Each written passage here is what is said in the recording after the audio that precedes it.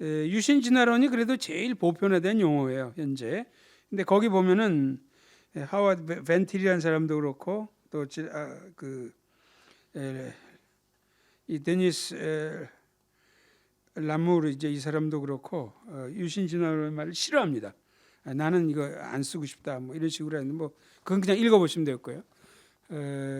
그래서 이걸 쓰고 싶지 않다 하는 사람 중에 라무르는 evolutionary creationism 이 말을 난 쓰고 싶다 그렇게 얘기하고 그 하워드 벤틸이라는 사람은 그 밑에 3번 창조법적 과학 creationamic science 자기는 이 말을 꼭 쓰고 싶다.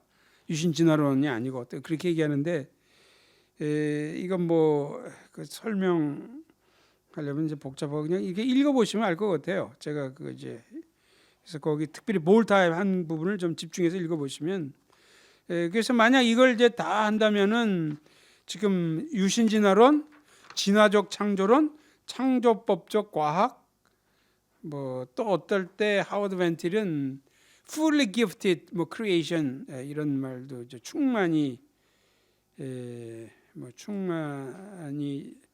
부여받은 피조개 뭐 이런 말도 썼는데 세 가지가 있는데 그러나 저는 5페이지 바닥 그 훗노트 전한 것처럼 그냥 유신 진화론 혹은 진화 창조론 저는 뭐 이 두 용어 주로 또 전 유신 진화론만 너무 익숙하기 때문에 그 말을 쓸 겁니다. 그 여기 뭐 꼭 이 사람들 자 6페이지 보시면 그 유신 진화론이 뭐냐 이런 거에 대해서 여러 사람들이 여러 가지 얘기한 거를 제가 하나 둘 셋 넷 한 다섯 가지인데 처음 두 가지가 한 사람이 썼기 때문에 그 네 명이 쓴 거지만 다섯 가지를 거기 소개를 했어요. 근데 첫 번째는 과학 저널에서 쓴 거고 두 번째는 사전에다가 이제 그 로버트 뉴먼이라는 사람이 이제 쓴 건데 조금 다릅니다. 첫 번째 가장 간단한 걸 보면요. 유신 진화론은 기원에 관한 견해로서 하나님께서 다양한 생물체 주기의 섭리수단으로 돌연변이와 자연도태를 사용하시는 것이다. 섭리적 수단으로 가장 핵심적인 걸 얘기를 했죠. 그러니까 더 쉽게 얘기하자면 생물학적 진화론을 받아들인다는 거예요. 그러니까 그걸 이제 좀 근데 같은 사람이 이제 그 백과사전에다가 이제 쓸 때는 조금 더 길게 이제 여러 가지를 썼는데 어떤 주창지 의견을 충만히 부여받은 피조개 이게 그 아까 얘기한 하워드 벤틸이 그 세 명이 서로 창조와 진화에 대한 세 가지 견해해가지고 번역돼서 나온 거 있잖아요. IBP에서 지금 절판됐지만 그때 이제 즉각적 창조론 또 점진적 창조론 유신 진화론 세 사람이 자기 견해에 의하고 또 나머지 사람이 비판하고 뭐 그런 책자가 나왔죠. 그럴 때 하워드 벤틸이 사실 유신 진화론을 대표하는 사람은 나왔는데 유신 진화론 이것보다도 자기는 충만히 부여받은 피조개 뭐 이런 말을 이제 모르겠어요. 이게 조개를 좋아하는 거예요. 피조개를 특별히 좋아하는 것 같아요. 그래서 이제 fully gifted creation. 근데 이것도 번역이 좀 잘못되어 있어요. 그거 보니까 거기에 무슨 뜻인지 명료하게 모르는 가운데 번역을 해놓은 것 같은데 여기서 얘기하는 것은 뭐냐면은 여기서 creation은 창조 행위 이런 말이 아니고 피조된 세상을 얘기하는 거예요. 근데 이 피조된 세상이 보통 하나님의 은혜를 많이 받은 게 아니라는 거예요.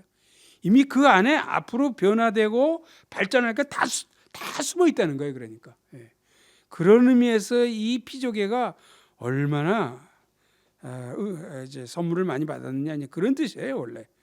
그러니까 그 안에 하나님의 관여를 안 해도 앞으로 이제 뭐 하나 이렇게 딱 만들어놨으면 거기서 모든 이런 것들이 전부 이렇게 다 나타날 수 있도록 하나님이 이제 그렇게 이제 하셨다는 거죠. 그래서 이런 견해가 이제 잘못되면은 이제 이신론으로 이제 오해를 받을 수 있지만 뭐 이신론자는 아니에요 물론. 자 그래서 이 유신진화론자를 오랜 지구 창조론처럼 이 견해도 우주 지구 다양한 지층 및 그 내부에 화석에 대한 표준적 과학 연대를 받아들인다.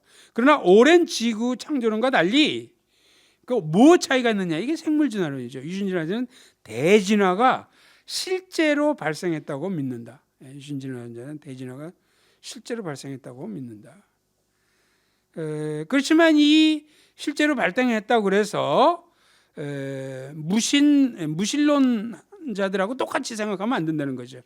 그래서 이 진화가 구울드나 더킨스나 데니얼 데니커 같은 많은 세속적 진화론자라고 했지만 이게 무신론적 진화론자란 말이죠. 밑뜻 물론 구울드는 불가지론을 표방하지만 무작위적이고 지성 배제적이며 비통제적인 과정이라고 믿지는 않는다.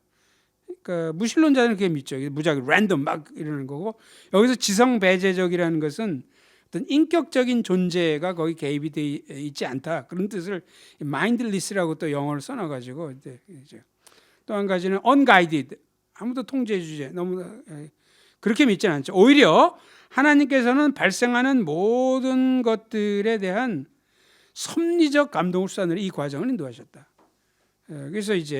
그래서 유신 진화론이죠. 뭐 거기 또 여러 설명이 있고, 또 뭐 그다음에 또 이제 16번, 이거는 기독교인이 이제 아닌 사람이 특별히 이제 유신 진화론에 대해서 이렇게 했는데, 유신 진화는 하나님께 자녀를 통해 창조하신 신학적 견해이다. 쭉 얘기하고 지질학뿐이 아니라 인류학, 생물학 다 받아들여요. 이제 그러면서 역시 또 가장 핵심 특징이 뭐냐? 하나의 종이 다른 종을 발생시킬 수 있다는 주장이 유신에 인정이 된다. 결국 이제 생물학적 진화의 문제예요. 이걸 긍정하느냐 안 하느냐가 유신 진화론의 가장 근본적인 것 중에 하나라는 거죠. 그들은 환경적 변화에 의한 유전을 인정한다. 이게 이제 신다윈주의 종합론이라는 거죠. 환경적 유전 양쪽을 다 이제 그런. 그래서 뭐 그냥 쭉 이렇게 이제 보시면 되고요. 그 밑에서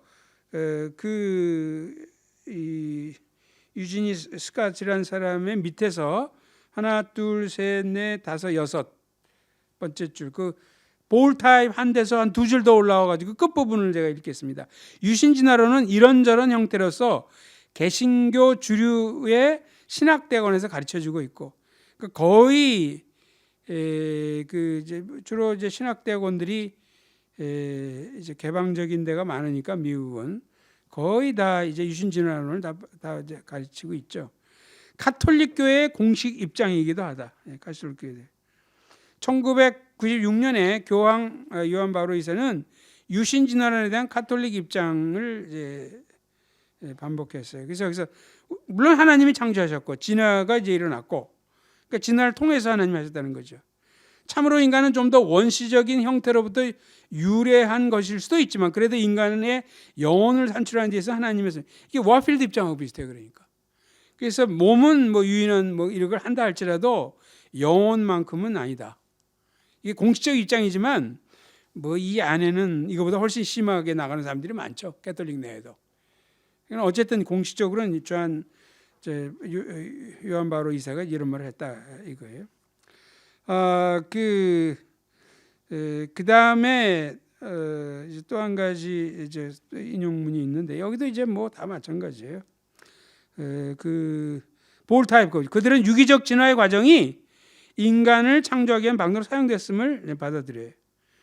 그렇지만 하나님의 초자연적 수단에 의해서 이렇게 됐다는 거죠.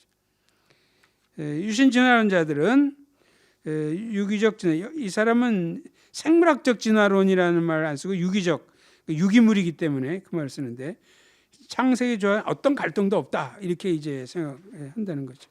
7페이지 꼭대기로 가서, 그들은 생명과 기원에 관한 기독교적 해석 속에 유기적 진화를 병입시켜도 원죄 또 인간의 구속적 필요한 기독이 흔들리지 않는다고 유신 진화론자들은 그렇게 주장을 한다는 거죠. 그 다음도 이제 뭐 제가 안 읽겠어요. 이거 지난번 한 거고 이제. 그래서 유신 진화론자들이 이렇게 이제 여러 주장을 하는데, 거의 공통적으로 얘기할 수 있는 것이 그 5가지 항목입니다. 근데 여기서 이 5가지 항목이 모든 유신 진화론자들에게 다 또 해당되는 건 아니에요. 대충 이제 하도 다양하니까 아주 상당히 많은 사람들 중에서 공통적인 걸 추린 거죠. 창세기 초반부터 비역사적인 해석을 추구하고 생물학적 진화 몇 가지만 해서 요거는 뭐 아주 명료해요. 예, 이 생물학적 진화를 받아들인 사람들이니까.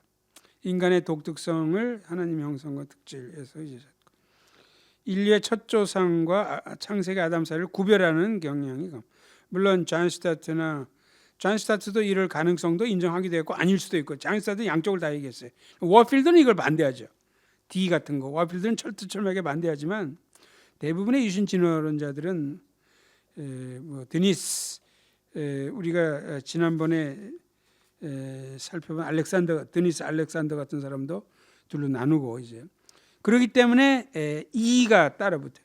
아담에 대한 비전통적 견해로 말미암아 아담의 역사성, 인류의 타락, 죄의 전이, 원죄, 그리스도와의 유추관계 여러 교리를 재구성하죠.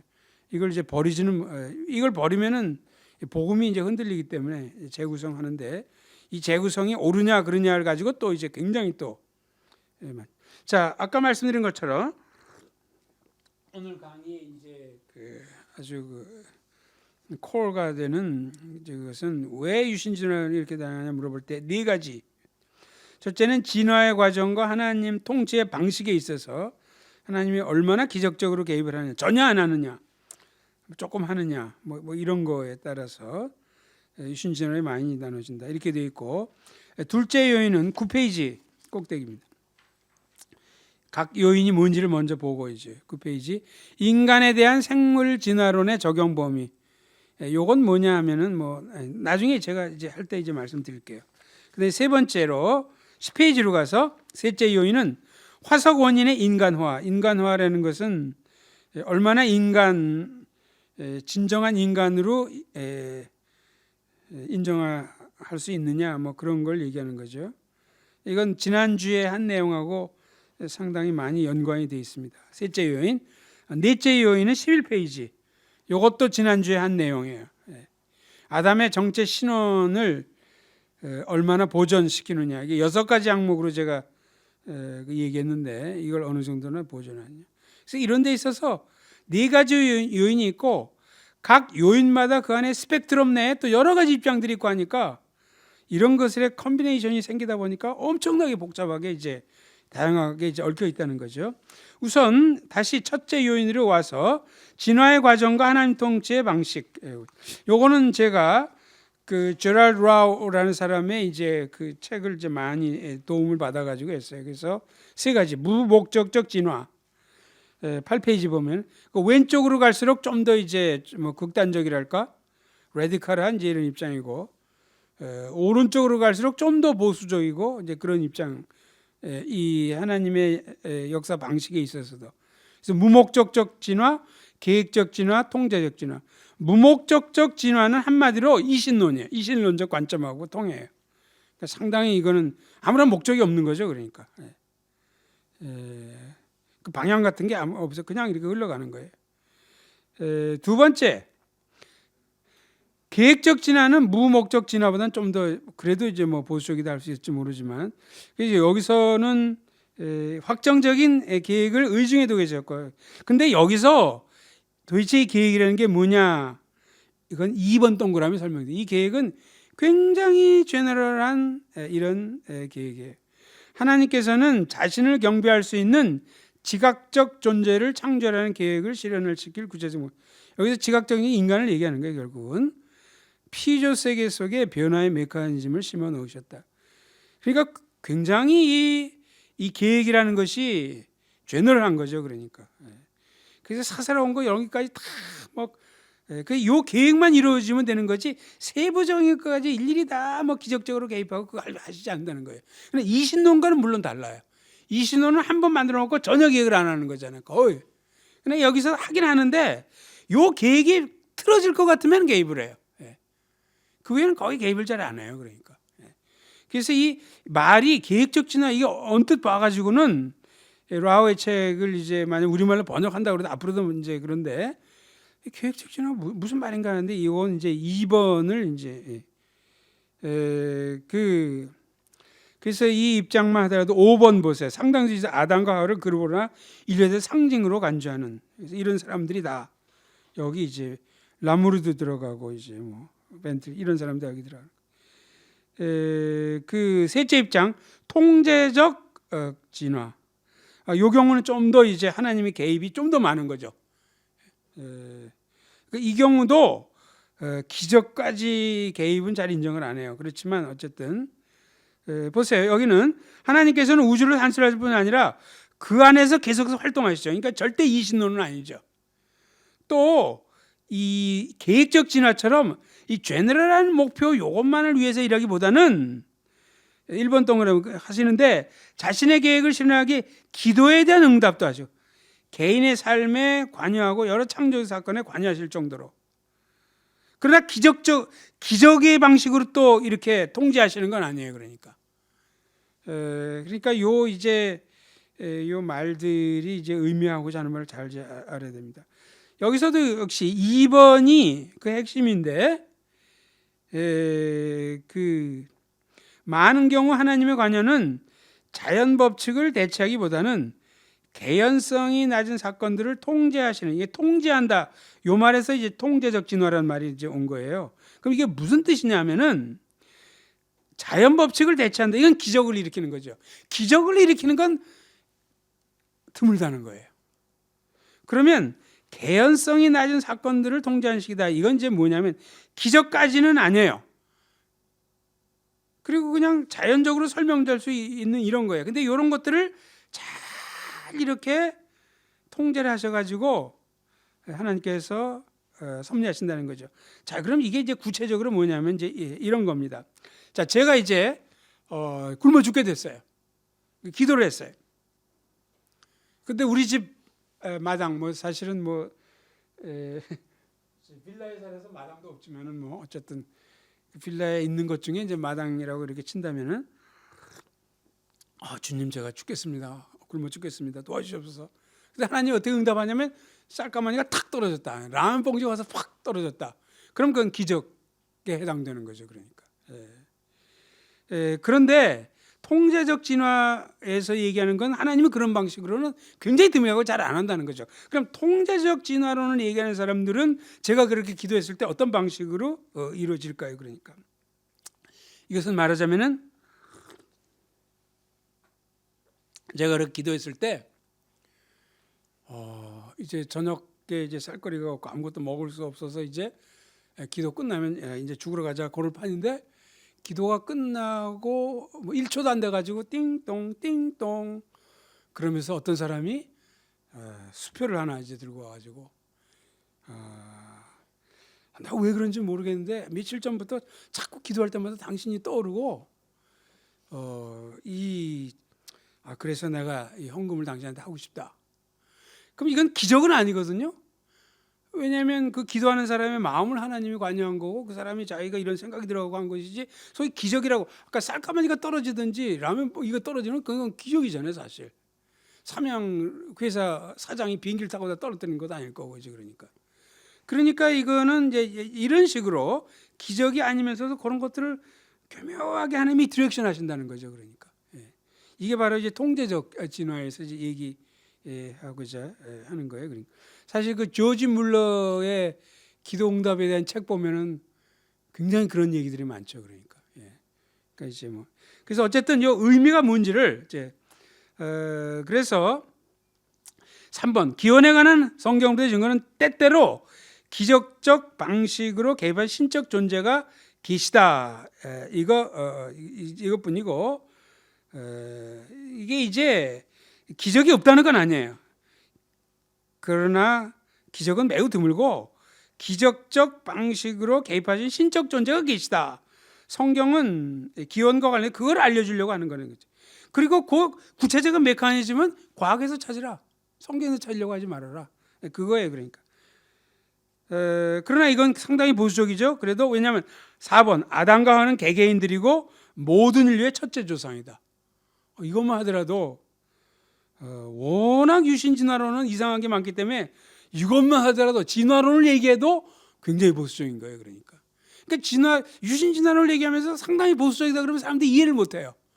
아니 유신 진화론은 굉장히 잘못된 걸 알고 있는데 거기서 보수가 어떻게 있냐 하는데 이제 그 안에 이런 이제 자 자, 어쨌든 그래서 여기에 있어서 무목적 진화냐 계획적 진화냐 동계 여기서 이제 나눠진 두 번째 9페이지 둘째 요인은 인간에 대한 생물 진화론의 적용 범위. 제가 요거는 뭐 시간을 이제 많이 안 드리려고 그래요.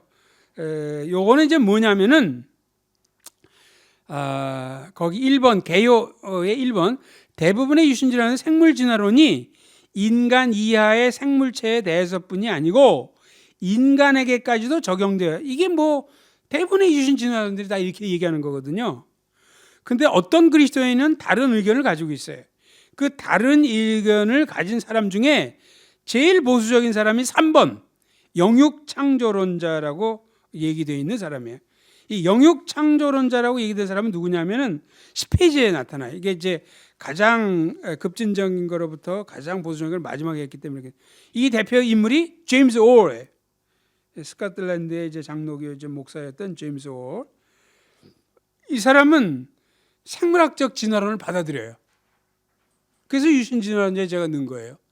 생물학적 진화론을 받아들이는데 인간만큼은 너무도 독특하기 때문에 하나님께서 인간 이전까지 모든 뭐 유인원들 뭐 이런 건 전부 생물학적 진화로 설명될 수 있는데 인간만큼은 아니라는 거예요. 인간만큼은 영혼과 육체를 전부 특별하게 창조했다는 거예요. 그러니까 굉장히 독특한 입장입니다.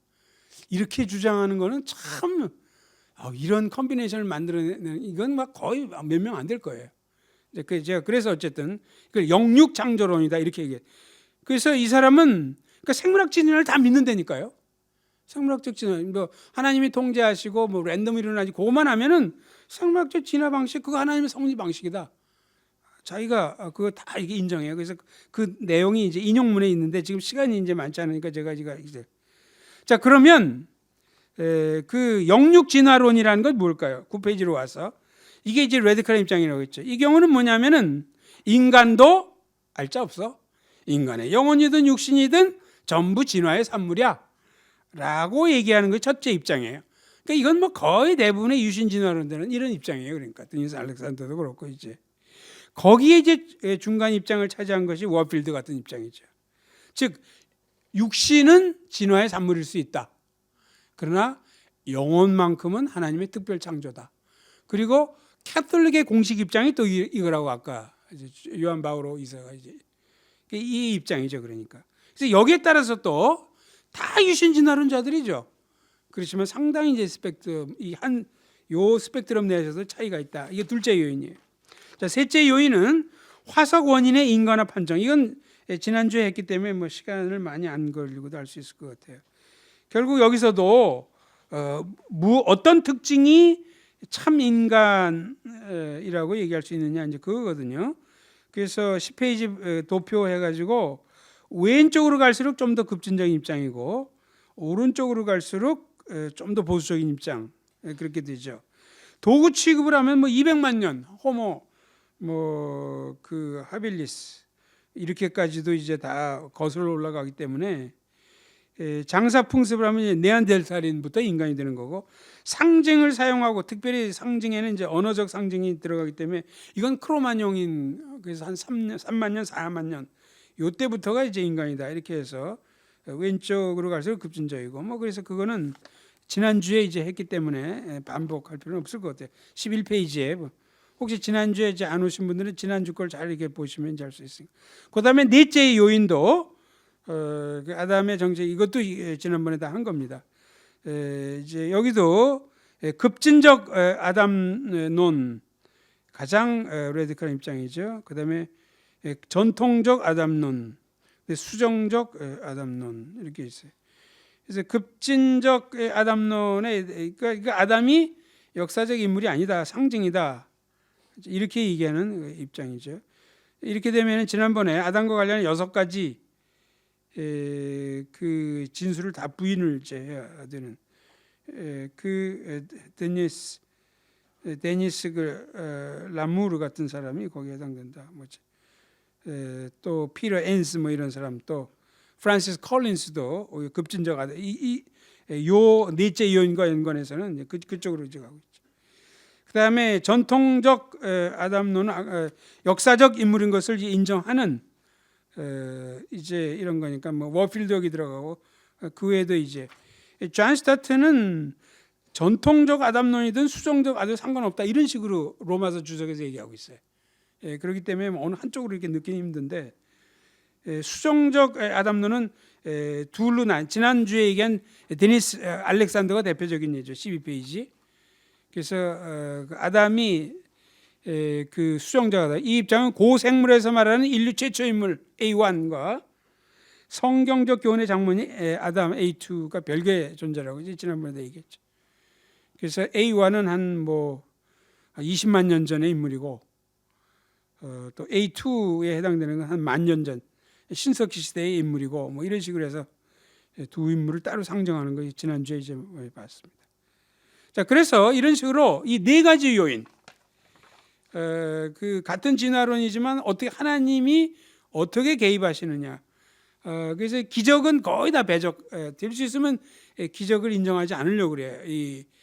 그 오리진, 이 기원과 관련해서도 그 이제 그러면서도 범신론도 있고 그 안에 계획적 진화론이 있고 통제적제 그렇게 있다.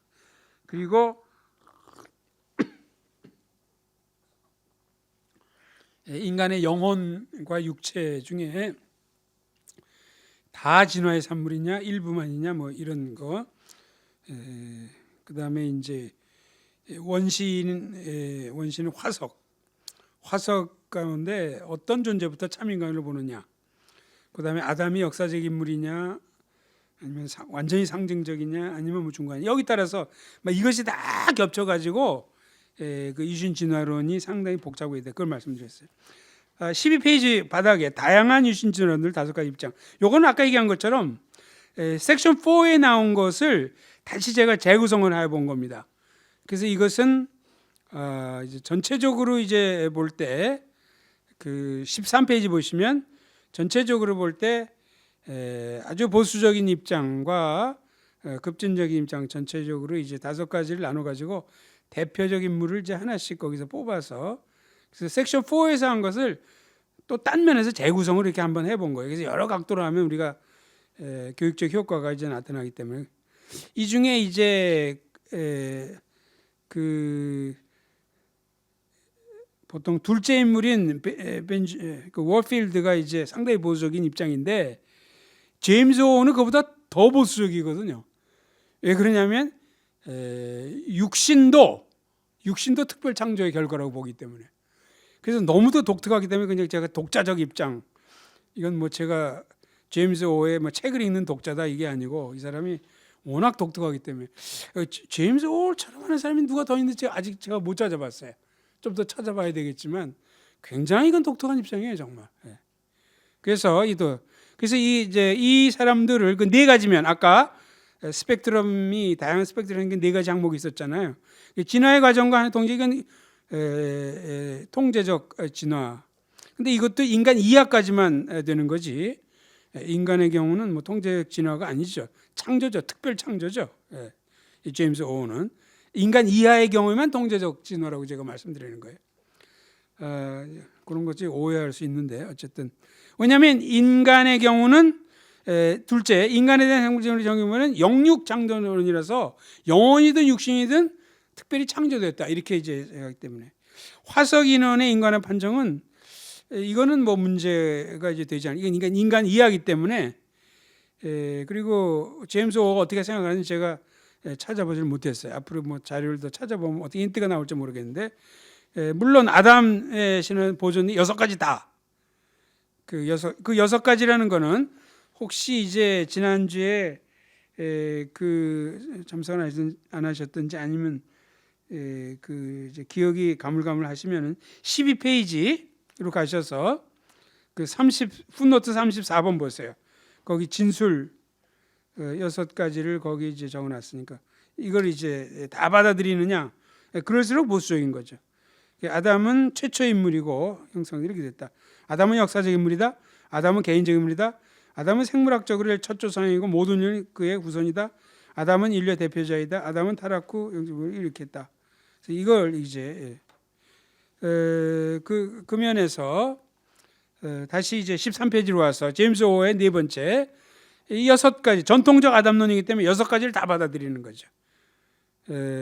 보수적 입장 월필드는 진화의 과정과 하나님 통제범위, 물론 이제 동자적 진화, 인간에 대한 생물 진화의 적용 범위, 사실 이 통제적 진화보다는 조금 더한 건데 여기 스펙트럼에는 딴 게 없기 때문에 이걸 해놨지만 특별히 이제 인간과 관련해서 볼 때는 이 플러스 알파예요. 이 경우도. 인간에 대한 생물 진화론의 적용 범위 영혼 창조론. 그래서 몸은 진화의 사물일 수 있지만 영혼만큼은 하나님의 창조다. 화석인간의 인간의 판정은 아는 바가 없고 제너럴하게는 워필드는 어느 경우도 문제가 되지 않을 것으로 아마 그렇게 판정할 수 있을 거예요. 아담의 정체 신화는 역시 전통적 아담론입니다. 이건 6가지를 다 받아들이죠. 그 다음에 셋째가 중도 인물로 데니스 알렉산더. 데니스 진화의 과정과 통제 방식이 계획적 진화예요. 이 경우에는 통제적 진화가 아닙니다. 인간에 대한 생물 진화를 적용 보면 영육 진화론, 몸과 영혼이 다 진화의 산물이에요. 화석 원인의 인간화 판정은 아마 장사 풍습, 요즘 그러니까 네안데르탈일 이런 거에 동일시하는 쪽으로 갈 수 있고, 아담의 그거는 세 가지, 이건 안 받아들이기 때문에 이건 수정적 아담론을 따라갑니다. 진보적 입장은 역시 지난주에 봤던 라무르에 대한 건데, 이것도 계획적 진화고, 그 데니스 알렉산더가 무목적적 진화는 아닙니다. 데니스 알렉산더가 진보적 입장이긴 하지만 이실론자는 아니에요, 절대. 그래서 계획적 진화를 얘기하고, 인간에 대한 행동 진화를 보면 영육, 물론 영육이고, 데니스 알렉산더는 그 도구치고 굉장히 오래 전부터의 인간을 취급하는 것 같아요. 호모 하빌리스 뭐 이 정도까지도. 그 다음에 아담의 정체는 급진적 아담론이죠. 아담이 역사적 인물이 아니다, 그렇게 얘기하니까. 그 다음에 5번째 인물은 뭐 지금까지 잘 안 나왔던 것인데, 이제 로만 캐톨릭 사람이에요, 이 사람은. 그래서 이 사람은 이실론에 가깝습니다. 그래서 진화의 과정과 통제 무목적 진화하고, 물론 영육 진화를 얘기하고, 그런데 원인에 대한 인간의 판정은 그 사람 책을 읽어보면 여기는 자기가 명료하게 뭐라고 얘기할 수 없다. 뭐 네안데르탈일 수도 있고, 뭐 크로마뇽일 수도 있고, 호모 하빌릴 수도 있고, 뭐 호모 에렉트일 수도 있고, 이런 식으로 이제 자기가 이제 확정할 수 없다, 이렇게 얘기해요. 물론 아담에 대한 이거는 이제 급진적 아담은 하겠죠. 그래서 이것은 이제 그 섹션 4에서 한 것을 또 딴 각도에서 한번 이렇게 정리를 해본 겁니다.